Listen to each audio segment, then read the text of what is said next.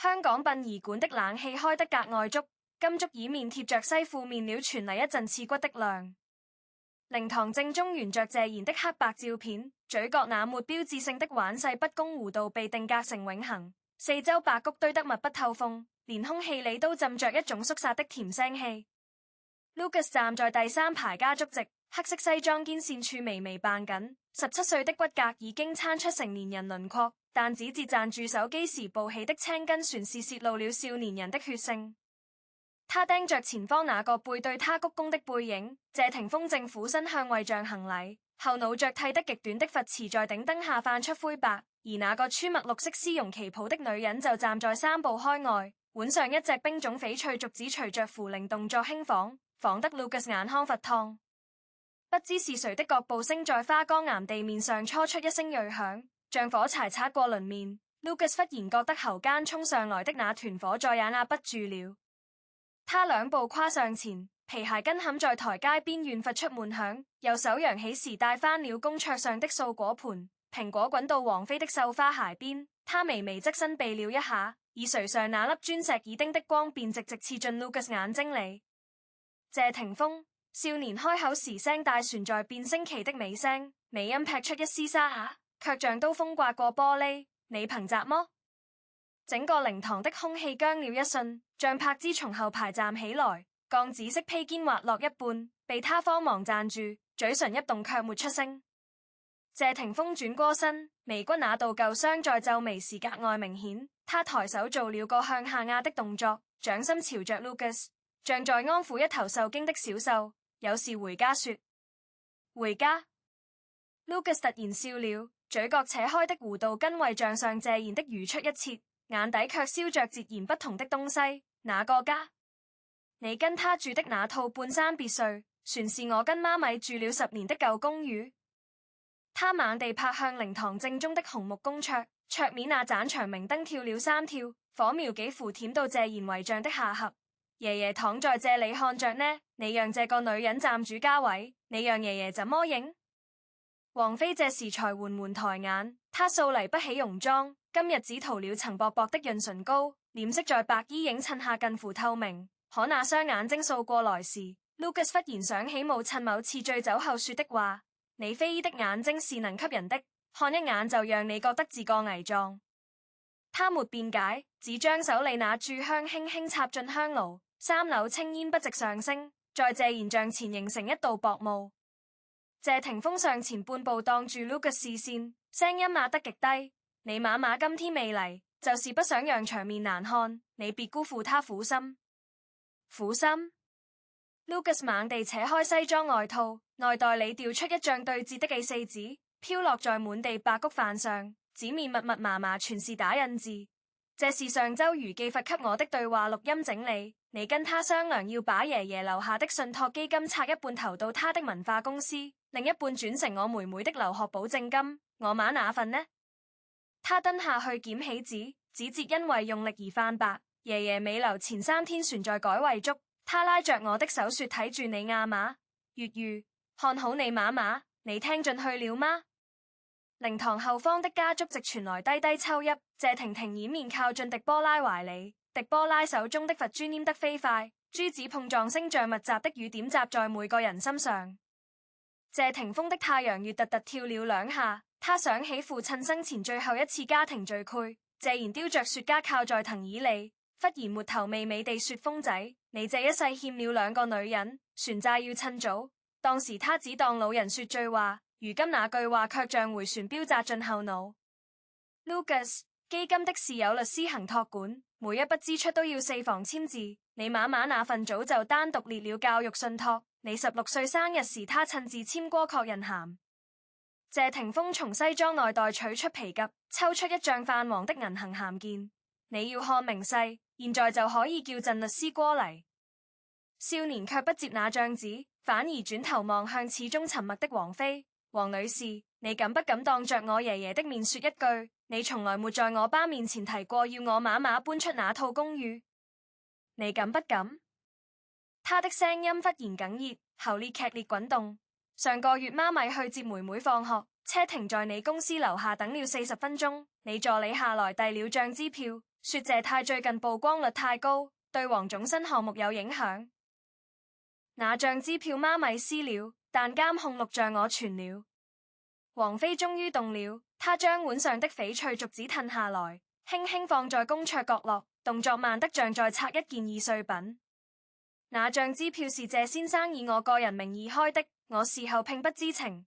他開口時聲音比平時低了2度，帶着鼻音的京腔在粵語環境裡顯得突兀而清晰。你媽媽如果覺得受辱，我可以當面道歉。但今天是你爺爺的大日子，咱們能不能先讓他安安靜靜走完最後一程？他說着頸真的轉向謝賢惠像，深深鞠了一躬，脊背彎成一道謙卑的弧線。Lucas 精了一瞬，他本以為會迎來更激烈的對抗，甚至做好了他冷臉離場的準備，可對方這樣4兩撥千斤地軟下來，反而讓他攢緊的拳頭像打在棉花上。他低頭看着角邊的白菊飯，忽然想起7歲那年，爺爺牽着他的手去片場探班，謝賢指着監視器裏正在拍吻戲的謝霆鋒和王菲說：睇到冇？演戲就要投入，但戲外要識得抽身。那時他不明白，如今每個字都成了讖語。像柏芝終於走到危子身邊，他的指尖觸到 Lucas 手背時帶着室外雨水的涼意，不知何時外面下起了雨。雨絲斜斜掃過靈堂高窗，在花崗岩地面印出深色水痕。亞仔，陪媽咪去給爺爺上炷香。他輕聲說，另一隻手卻將 Lucas 往後拉了半步。這個動作微小，但足夠讓在場所有娛記的鏡頭捕捉到。他始終未看謝霆鋒，目光只落在遺像上，睫毛上不知是淚船是雨霧。謝霆鋒趁這空隙走到王菲身邊，低聲說了句雜麼。王菲微微搖頭，耳釘的光又晃了一下。Lucas 將那幾帳子揉成一團，卻沒有扔掉，而是塞進褲袋裡，只團落着大腿外側的肌肉，像一顆隨時會引爆的雷。接下來的半小時，趁有陸續上前鞠躬，迪波拉手在靈柩右側，每有人行禮便會以合十禮，佛珠始終未停。Lucas 站在第2排，看着王菲始終立在謝霆鋒身後3步遠的位置。不靠前也不退後，像一道被量過距離的影子。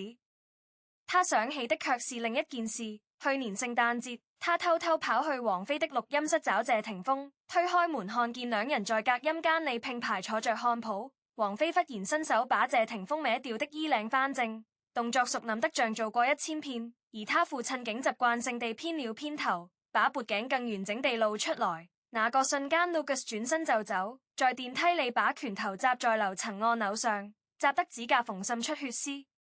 如今那個畫面又浮上來，跟眼前靈堂的白菊重疊在一起。他忽然分不清自己憤怒的究竟是父親對母親的薄情，全是王菲那種不動聲色的近乎慈悲的佔有。他從不撐倉，甚至從不辯解，可每次出現都像一幅名畫被掛進本屬於別人的客廳，讓原本的震切瞬間顯得寒酸。Lucas， 謝霆鋒不知何時走到他身邊，聲音裡帶着煙爽的啞，那是他昨夜守靈時抽了半包煙的結果。你爺爺走之前跟我說過一句話，他說這世上最難看清楚的不是人心，是時間。你現在17歲，覺得怎麼都是非黑即白，但等你到了我這個年紀，等我到你年紀，我愧不愧也讓我的兒子在靈堂上質問我。Lucas 打斷他，眼眶通紅，但沒讓淚落下來。你當年跟媽咪離婚，對外說性格不合，可爺爺私底下跟我講過，說你在片場接到王菲的電話，整個人魂都飛了。他老人家看得最清，他只是不說。這句話像一根鉗，刺破了靈堂內擁持已久的平衡。謝霆鋒的臉色終於變了，他下頜線條猛地扮緊，那個在鏡頭前永遠游刃有餘的男人，此刻像個被當眾拆穿謊言的少年，喉間發出短促的氣音。王菲在這時第2次開口，她走到謝霆鋒身邊，將一隻手搭在他小臂上，力道輕得像落了一片葉子。霆鋒，讓我跟孩子說2句。他轉向 Lucas 時，忽然笑了一下，那個笑容給淡到幾乎算不上笑，只是嘴角的紋路微微變動。你爺爺生前最後1個月，我去醫院看過他3次。第一次他罵我狐狸精，第二次他拉着我手說你唱歌好聽，第三次他跟我說阿飛，你記住，瘋仔這鼻子最怕虧欠別人，所以你越不要，他越給不了你。他讀了讀，目光掃過靈堂裡每一張面孔。你媽媽離婚時簽了協議，放棄所有共同財產，只要了你們兄妹的撫養權。他比我更懂你父親，因為他從一開始就知道謝霆鋒的愛是風，找不住，但吹過的時候是暖的。Lucas 的嘴唇抖了一下，他想反駁，卻發現王菲的每一個字都像提前寫好的答案，把他所有自問都倒在了空腔裡。他忽然想起母親無數次深夜坐在客廳地板上翻相冊，翻到謝霆鋒年輕時的照片就停住，指尖在照片上他的眉眼處來回摩挲，卻不發一言。那種沉默比哭更讓他心痛，因為他知道母親不是在懷念愛情，而是在懷念那個曾經相信愛情的自己。我不管你們成年人的道理，Lucas 終於開口，聲音低下來，卻帶着不足於17歲的疲憊。我只知道爺爺走之前，床頭放的是我媽親手熬的粥，而那天你王菲在紅館開演唱會，我爸在台下舉燈牌。他抬頭直視謝霆鋒，爺爺最後清醒時說的那句睇住你阿媽，不是你現在的女人，是我媽咪。你聽清楚了嗎？靈堂吊頂的水晶燈忽然閃了一下，不知是電壓不穩還是別的雜魔。那一瞬間，謝賢惠像上的笑容在光影變化裡顯得格外意味深長。迪波拉的佛珠終於停了，他站起身，緩緩走到 Lucas 面前，用那雙塗着暗紅指甲油的手捧住信紙的臉。傻仔，你爺爺說的阿媽是叫你睇住你媽咪，不是叫你睇住你爸。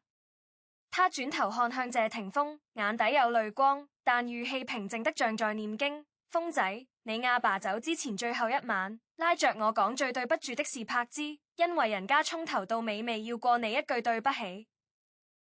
這句話落地時，靈堂裡響起一片壓抑的啜泣，連門口擁持秩序的安保都別過了臉。謝霆鋒終於垂下頭，他那個向來挺直的脊背彎了彎，像被抽掉了某根支撐的骨骼。王菲默默退後半步，將空間讓給他。他的翡翠竹子懸掛在公桌角落，那點綠在白色花海裡像一汪離岸的湖。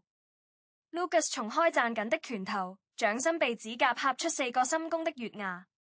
他走到爺爺遺像前，拿起3炷香點燃，青煙升起時，他忽然聞見爺爺身上特有的雪茄混着薄荷糖的味道，那是謝賢生前最愛的搭配，如今只存在於回憶的縫隙裡。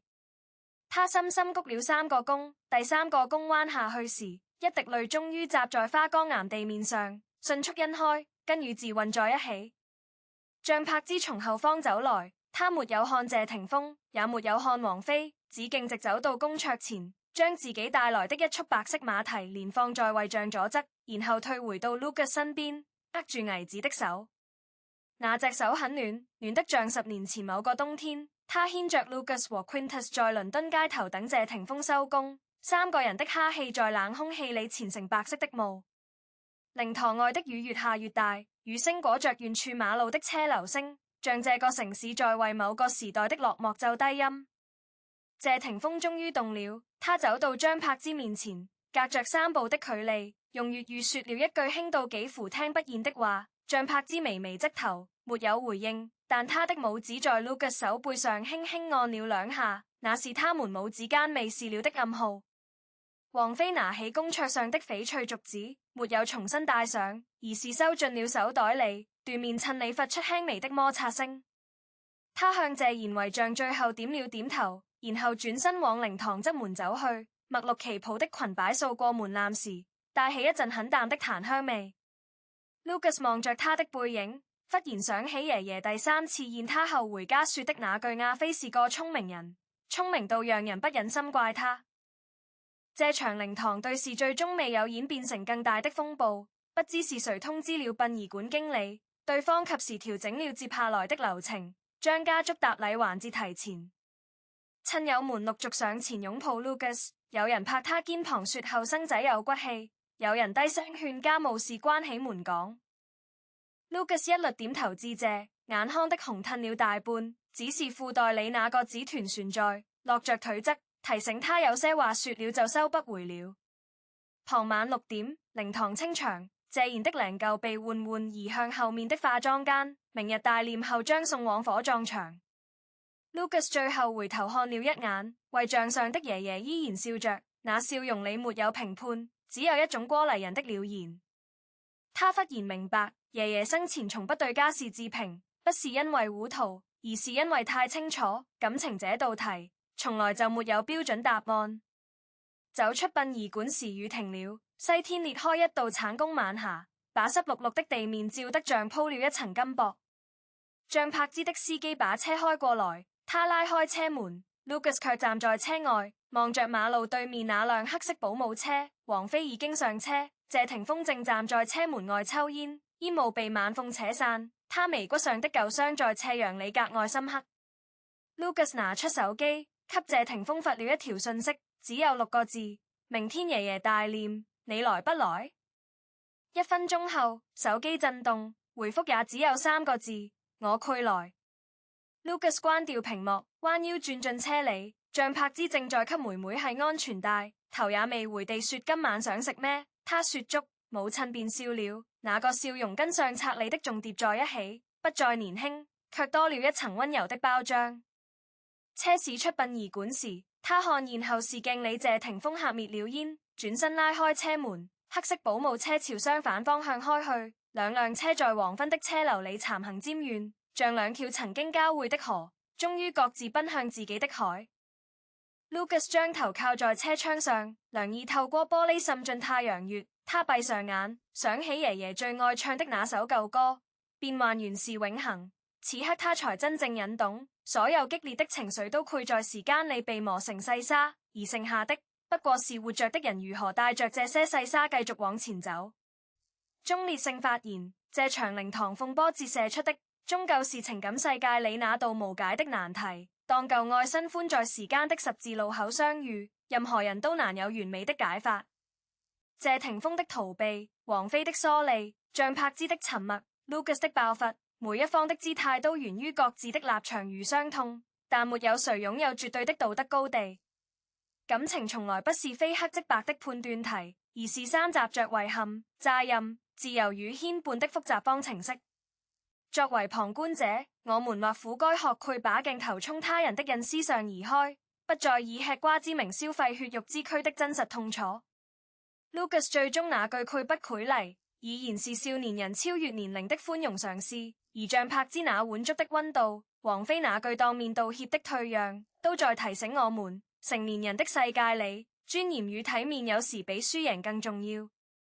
願所有圍觀者都能以冷靜替代亢奮，以悲憫替代審判。畢竟屋檐下的風雨，最終要靠屋裡的人自己撐傘。屏幕外的我們，不如將這份關注轉回自己的生活。畢竟每一段關係的答案，都藏在當事人日復一日的抉擇裡，而非我們片刻的喧囂中。